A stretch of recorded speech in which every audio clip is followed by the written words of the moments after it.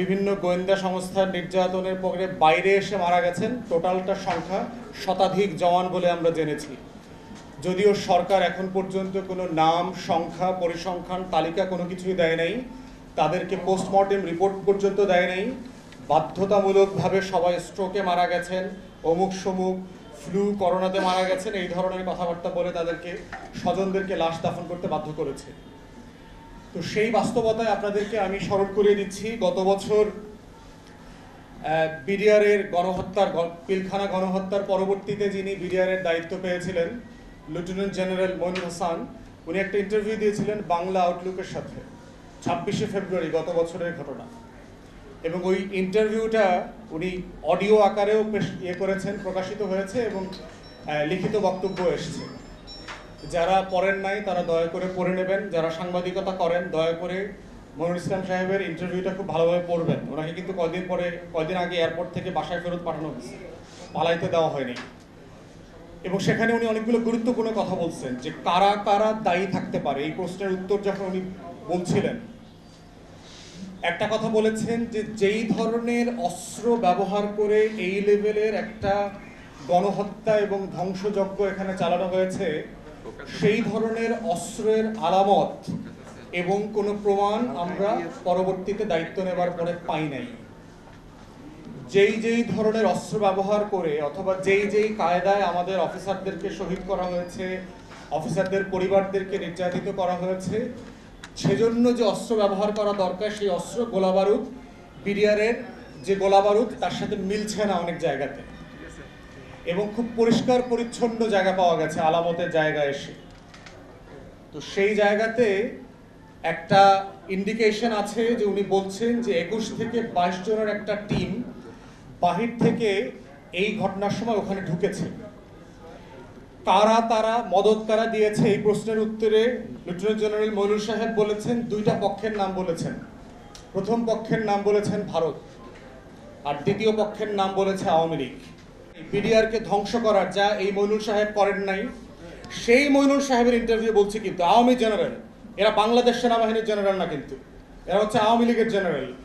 শুধু মনোকষ্ট এই কারণে যে জেনারেল চিফ হইতে পারে নাই, সেনাপ্রধান হইতে পারে নাই বলিয়া ওনার মনোকষ্টটা উনি ছেড়ে দিয়েছেন হাসিনার উপরে। কিন্তু চরিত্র কিন্তু আওয়ামী খাইসলতের জেনারেলরা, গণহত্যার সাথে জড়িত, আমার প্রতিষ্ঠান ধ্বংসের সাথে জড়িত, বিডিআর এবং সশস্ত্র বাহিনীর সাথে বেইমানি করার চরিত্র তাদের মধ্যে আছে। এখন প্রশ্ন হচ্ছে যে এটা দিয়ে আমরা কি ইনফার করব? এটা দিয়ে ইনফার করার জায়গা হচ্ছে যে তাহলে রাষ্ট্রকে একটা দায় নিতে হবে যে এই ঘটনাটা আসলে কে ঘটিয়েছে। যেহেতু বিডিআরের সাবেক মহাপরিচালক একটা কথা বলছেন, যিনি ওই সময়টাতে দায়িত্ব পালন করেছেন, তিনি যেহেতু অনেকগুলো পক্ষের কথা বলেছেন যে এখানে আওয়ামী লীগের নেতাদের সাথে মিটিং হয়েছে, এখানে জয় বাংলা স্লোগান দিয়ে জওয়ানরা, বিডিআরের পোশাক পরিহিত অনেক জওয়ানরা স্লোগান দিয়েছেন, খুনে অংশগ্রহণ করেছেন, তারা আসলে বাংলাদেশি কিনা, এই পোশাক পরা লোকগুলো আসলে বাংলাদেশি হইলে তারা আওয়ামী লীগার কিনা, আওয়ামী লীগের যেই নেতা এটার সাথে যুক্ত ছিল তাদেরকে জিজ্ঞাসাবাদ করবার জন্য কি চেষ্টা করা হচ্ছে। এবং সরকার কিন্তু প্রচণ্ড প্রেসারে ছিল বিভিন্ন ফোর্সের কারণে যে এই ধরনের কোনো কমিশন যেন গঠিত না হয়। তারপরেও আমাদের প্রচণ্ড প্রতিবাদ এবং মিডিয়াতে আমাদের আপনাদের পক্ষে কথা বলাটা জারি রাখার কারণে তারা শেষ পর্যন্ত কমিশন করতে বাধ্য হয়েছে। কিন্তু একটা কানা, বোবা, খোরা, আন্ধা, প্রতিবন্ধী কমিশন করে দিয়েছে। মানে কমিশন করে দিয়েছে কাজে, কিন্তু আসলে তার কোনো এখতিয়ার নাই। এখতিয়ার নাই কেন? যেটা আপনাদের দাবির মধ্যে, আপনারা 8 দফা দাবির মধ্যে উল্লেখ করেছেন যে 2-এর উমো বাতিল করবার জন্য ব্যতীত দিয়ে যেই মামলায় যাকে যাকে অভিযুক্ত করে সাজা দেওয়া হয়েছে সেই কমিশন তাদের ব্যাপারে কোনো তদন্ত করতে পারবে না। তাহলে তদন্ত বাকি থাকলো কি? তাহলে আপনি বলার চেষ্টা করছেন যে আওয়ামী লীগের আমলে এই গোলামরা, লেসপেন্সাররা যা করে দিয়েছে, আমরা অন্তর্বর্তীকালীন সরকারের এই কমিশন উহাকে ন্যায্য বলিয়া মানিয়া নিলাম, এই প্রজ্ঞাপনের মানে হলো তাই। তাহলে এইটা তো বিচার হইতে পারে না। এইটা তো জওয়ানদের পরিবারদের যে দুঃখ, কষ্ট, দুর্দশা, এইটার জন্য সমাধান হতে পারে না। এবং আমি যখন বিভিন্ন জেলায় যাই, আপনাদের যে কল্যাণ পরিষদ আছে, আপনাদের বিভিন্ন জেলার বিডিআরের কল্যাণ পরিষদের ভাই বোনরা এসে আমার সাথে দেখা করেছে, জামালপুরে, শেরপুরে, রংপুরে, দিনাজপুরে, বিভিন্ন জেলাতে, নেত্রকোনাতে। এবং আমি আপনাদের দুঃখ কষ্টের যে গল্প শুনেছি, মানে এটা অমানবিক। বাংলাদেশের নাটক সিনেমা দেখলে মনে হয় যে এই দেশে নাটক লেখবার কোনো গল্প নাই, স্ক্রিপ্ট নাই। কিন্তু যারা স্ক্রিপ্ট লেখেন তাদেরকে শুধু বলবো যে বাংলাদেশের গত 16 বছরের মজলুমদের সাথে বসেন, তাদের জীবনের গল্প শোনেন। আপনি নাটক আর সিনেমা বানাতে বানাতে ইসরাফিল সিংগায় ফু দিয়ে দিবে, আপনার গল্প শোনা শেষ হবে না। এই হচ্ছে বাংলাদেশের নাটক সিনেমার গল্প। কিন্তু আপনাদের ওই রমনা, প্রেম, পরকীয়ার বাইরে আপনারা আর কোনো গল্প দেখেন না, চেনেন না, কারণ আপনার জীবন থেকে এত বেশি বিমূর্ত হয়ে গেছে। তো তাহলে গণতদন্ত কমিশনটা আসলে কি করতে হবে? মইনুল সাহেবের ইন্টারভিউ থেকে শুরু করে এই যে টোটাল অভিযোগগুলো রিউমার আকারে বলেন, গসিপ আকারে বলেন, সমাজে যে ডমিনেন্ট আছে, এগুলোকে তো এক্সপ্লোর করতে হবে যে আসলে ফ্যাক্টস কি। আপনি 19,000 লোককে গ্রেফতার করলেন প্রায় ইয়ের পরে, গণহত্যার পরে, সবাইকে ছেড়ে দিলেন কেন? এখন তো 500-র মতো লোক আছে ভিতরে, 530-35 জনের কথা শুনেছি। তো মানে হলে মানুষগুলো নিরাপরাধ ছিল। তাহলে ছাড়ছেন, তার জীবনের যে 16টা বছর নষ্ট করে দিয়েছেন, 15টা বছর নষ্ট করেছেন, সেটার দায় দিতে হবে না? এই যে পরিবারগুলো ধ্বংস হয়ে গেছে, এই পরিবারের মেয়েদের যে কেউ বিয়ে করে না, এই পরিবারগুলো যে সমাজ থেকে বিচ্ছিন্ন হয়ে গেছে, তাকে যে একটা বাংলাদেশের নাগরিক বানায় দিয়েছেন, তাকে এই দেশে যে বিদেশি বানায় রাখছেন আপনারা, এইটার জন্য কম্পেনসেট করতে হবে না? ক্ষতিপূরণ দিতে হবে না? তাহলে যাকে দোষী বানাইলেন না, তাকে জেলে রাখতে পারলেন না, তাকে আবার চাকরিও ফেরত দিলেন না। 16 বছর ধরে বেতন ভাতাও দিলেন না, পেনশন দিলেন না, চিকিৎসা নিতে পারে না হাসপাতালে। পরিবারগুলো কি অমানবিক জীবনযাপন করছে? এই গল্প শুনলে কোনো ভদ্র মানুষ, কোনো ন্যায্যতায় বিশ্বাসী মানুষ এই প্রকল্পের সাথে অস্বীকার করে, প্রতিবাদ না করে পারবে না। এই ধরনের বাস্তবতা জীবনযাপন করছি। তার মধ্যে যোগ হয়েছে প্রজাতন্ত্রের একজন কর্মচারী, সেনা কর্মপ্রধান, উনি বললেন যে এটা আপনি ফয়সালা হয়ে গেছে। বিচারাধীন বিষয়ে কমিশন তদন্ত করছে, এরকম বিষয়ে অন্তর্বর্তীকালীন সরকারের প্রধান উপদেষ্টারও কোনো কথা বলার এখতিয়ার নাই, সেনাপ্রধান তো দূরের কথা। বিচারাধীন কোনো বিষয়ে আপনারা কেউ কথা বলতে পারেন না। আপনি পার্টিকুলারলি ইন্টারফেয়ার করছেন, আইএসপিআর এর মাধ্যমে স্টেটমেন্ট দিয়ে জাতির কাছে ক্ষমা চান। ও কমিশন যেখানে গঠিত হয়েছে, যেই বিষয়ে মামলা চলছে, সেই বিষয়ে বিডিআর দায়ী। বিডিআর এর ইনস্টিটিউশন তো গণহত্যা করে নাই।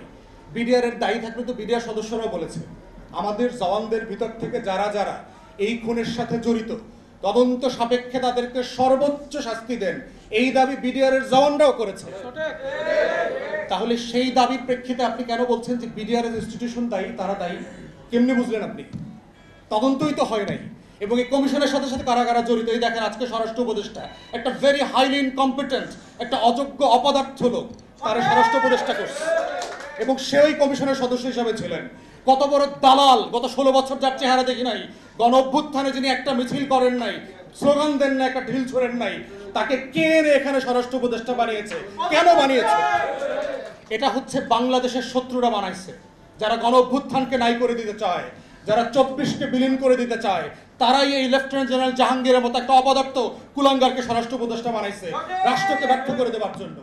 এরপরে দেখেন প্রধান নির্বাচন কমিশনার কে হয়েছে? আওয়ামী লীগের আমলে সর্বশেষ হাবিবুল আউয়াল। এই গণহত্যা চলাকালীন সময় সে সচিব ছিলেন, আইন অথবা প্রতিরক্ষা যে কোনো একটাতে সে সচিব ছিলেন এবং এই কমিটির সদস্য ছিলেন।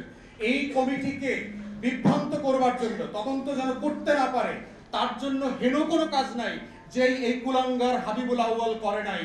তার পুরস্কার হিসাবে তাকে ডামি নির্বাচন করবার সভাপতির দায়িত্ব দেওয়া হয়েছিল। এই হচ্ছে বাংলাদেশ, দালালি আর দেশ খত দেবার রাজনীতি বাংলাদেশে। এবং দেখেন বাংলাদেশের কোনো বড় বড় রাজনৈতিক দল এই জুলুম নিয়ে কথা বলছে না, শুধু নির্বাচন, শুধু ক্ষমতা, বিচার নিয়ে, এই সংস্কার নিয়ে, তাদের এই মুসলিমদের পক্ষে দাঁড়ানোর কোনো রাজনীতি তারা করছে না। এবং তারা ভুলে যাচ্ছে যে বাংলাদেশ বদলে গেছে।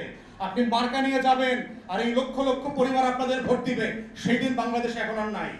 মুসলিমের পক্ষে দাঁড়াইতে হবে, এটাই আগামী দিনের রাজনীতি। তাই আমরা অন্তর্বর্তীকালীন সরকারকে পরিষ্কার করে বলছি, আমরা ইনসাফ চাই। বিডিআর এর কোন খুনি সদস্যের পক্ষে আমরা এখানে দাঁড়াইতে আসি নাই। আবার একই সাথে বিডিআর এর 19,000 নিরপরাধ মানে মজলুম কোন ব্যক্তিকে সাজা দেওয়া হবে, সেজন্য আমরা আপনাদের সাথে থাকবো না। তাই আমাদের রাজনীতি হচ্ছে ইনসাফের রাজনীতি।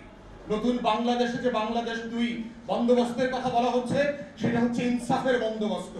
সেই বন্দোবস্তের নাম হচ্ছে জালেমের বিরুদ্ধে মুসলিমকে বিজয়ী করার বন্দোবস্ত, এবং সেই বন্দোবস্তের নাম হচ্ছে জাস্টিস ফর বিডিআর। যারা মুসলিম তাদের পক্ষে যা যা অধিকার দেওয়া দরকার এই রাষ্ট্রে, কম্পেনসেশন দেন, বেতন ভাতা ফেরত দেন, পরিবারের ক্ষতিপূরণ দেন, হারিয়ে যাওয়া যা কিছু আছে এই রাষ্ট্রকে তাকে ফেরত দিতে হবে। এবং বিচারের আগেই যারা বিচারের ফয়সালা করছে তাদেরকে ওয়ার্নিং দেওয়া দরকার অন্তর্বর্তীকালীন সরকারের পক্ষ থেকে।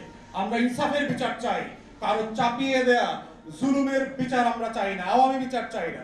এবং এই আহ্বান রেখে আমি আমার বক্তব্য শেষ করছি। আপনাদের লড়াইয়ের সাথে আমি আছি, শেষ পর্যন্ত থাকবো ইনশাআল্লাহ। সবাইকে অসংখ্য ধন্যবাদ। আসসালামু আলাইকুম।